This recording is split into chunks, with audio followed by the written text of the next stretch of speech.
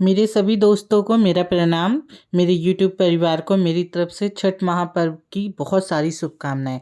Sorry, ये video मैं थोड़ा लेट से डाल रही हूँ ये ब्लॉग को, क्योंकि इस बार मेरे घर के बगल में ही छठ हुआ था तो हम लोग उसमें पार्टिसिपेट कर रहे थे। आज इस वीडियो में आप लोग देखेंगे कि जिस दिन घाट पे जाया जाता है उस दिन का कैसे कैसे प्रोसेस होता है, कैसे सूप को तैयार किया जाता है, कैसे उसकी पोटली बनाई जाती है, उसको सजाया जाता है, अक्षत छिड़का जाता है जिस समय वो टोकरी को मतलब अपने माथे पे लेके घर के पुरुष लोग उसको घाट तक लेके जाते हैं। ये देखिए, ये घाट कितना सुंदर सजा हुआ है। और यहाँ पे ये एक्चुअली एक पार्क है पटना में जहाँ मैं रहती हूँ, उसके एक पार्क में एक बीच में पुल जैसा बनाया गया है, अंदर घाट जैसा, जिसको कि स्पेशली छठ के लिए प्रयोग किया जाता है। और जब छठ होता है तो अगल बगल के जितने भी कंकड़ बाग एरिया ये पड़ता है जहाँ मैं रहती हूँ पटना में, वहाँ के बहुत सारे परिवार उस एरिया के कॉलोनी के अगल बगल के एक जगह इकट्ठा होते हैं और इस छोटे से पार्क को ही गंगा घाट बना देते हैं। इतना सुंदर लगता है सब, इतनी सुंदर खुशी, पॉजिटिविटी, इतनी सकारात्मक ऊर्जा वहाँ मिलती है कि मैं क्या बताऊँ। मैं भी उस दिन थोड़ा ट्रेडिशनल तैयार होके गई थी आशीर्वाद छठी माई का लेने और दर्शन करने। वहाँ पे सब इतने कलरफुल थे, इतना सुंदर से घाट सजा था कि मैं क्या बताऊँ। मैंने भी छठी माँ का आशीर्वाद लिया। और ये उस पहले दिन का प्रोसेस है जिस दिन संध्या अर्घ पड़ता है। फिर कुछ हम लोगों ने सोचा कि अब फ़ोटो होना चाहिए, ये सब मेमोरी को कवर करने के लिए। थोड़ा सा गाने बज रहे, गानों पे डांस भी किया हम लोगों ने, इंजॉय किया उस शाम को, संध्या बेला को। बहुत सारे जितने भी बड़े लोग थे, छोटे लोग के साथ मैंने मस्ती किया। और कसम से बता रही हूँ, इस बार का छठ मेरा आज तक के सभी छठ में सबसे अच्छा था। और ये देखिए, थोड़ी सी और मस्ती, संध्या अर्घ हो चुका था और बस अब ये समापन की ओर था और मैं भी घर निकलने वाली थी।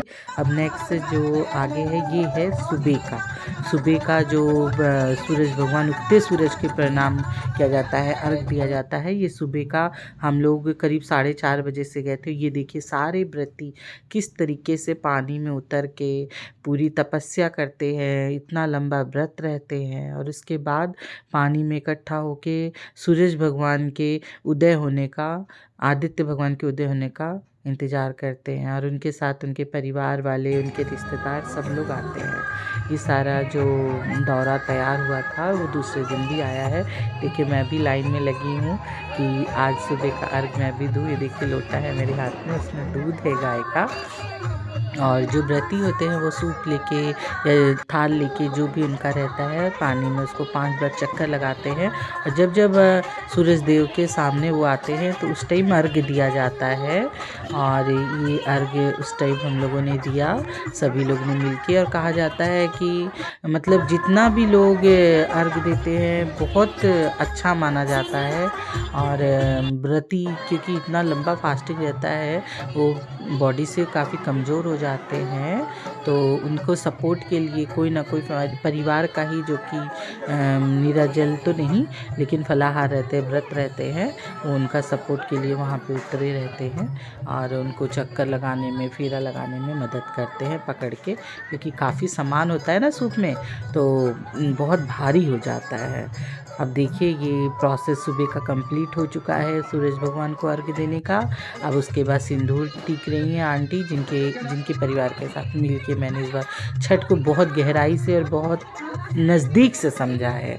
और मुझे बहुत खुशी है कि इस ब्लॉग के बहाने मैं आप लोगों को ये सब दिखा रही हूँ। देखिए, थोड़ा सा और मस्ती सुबह के टाइम, क्योंकि ये सूरज भगवान को अर्घ हो गया। अच्छे से छठ हमारा इस बार मना। इस बार का छठ वाकई बता रही हूँ बहुत अच्छा था।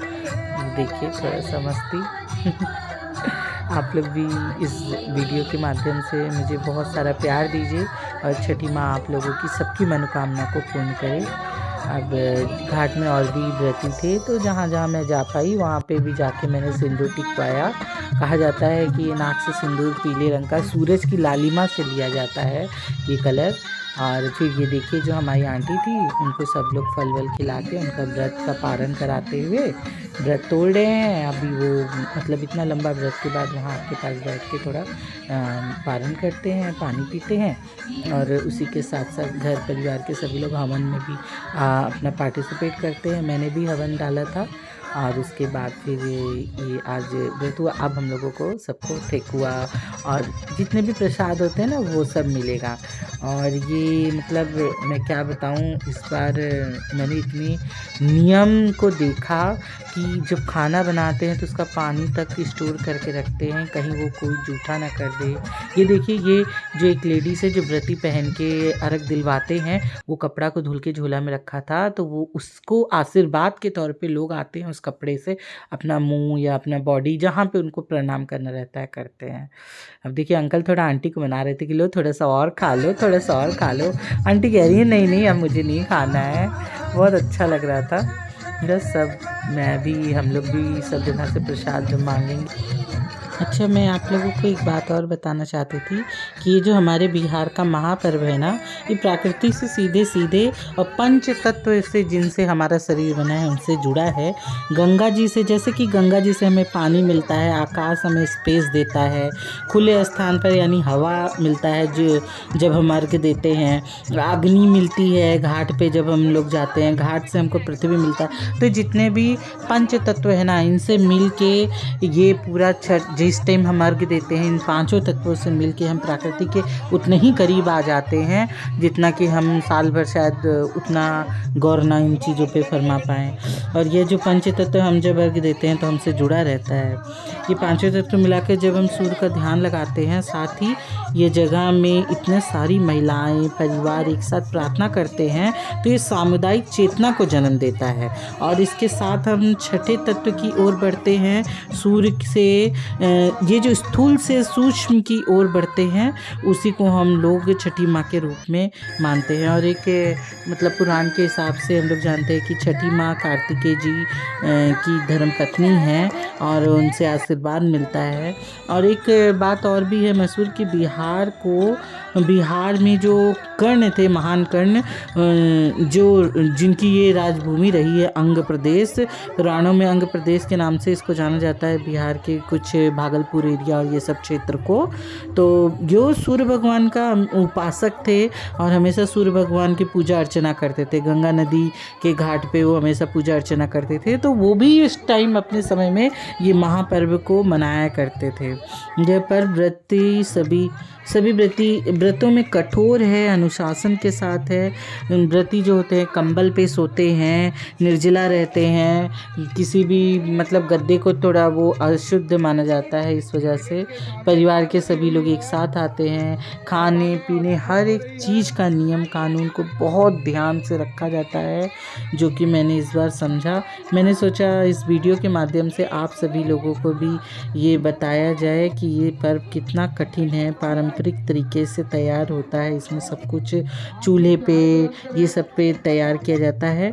ये मतलब मैं क्या बताऊं, इस बार मुझे छठी माँ का आशीर्वाद रहा कि मैं इन सब चीज़ों को बहुत ध्यान से समझ पाई। चलिए आज के लिए इतना ही, और नेक्स्ट एक और ब्लॉग में लाऊंगी जिसमें खरना और जो नहाए खाए का डिटेल में बात करूंगी। सभी को राधे राधे, बाय बाय।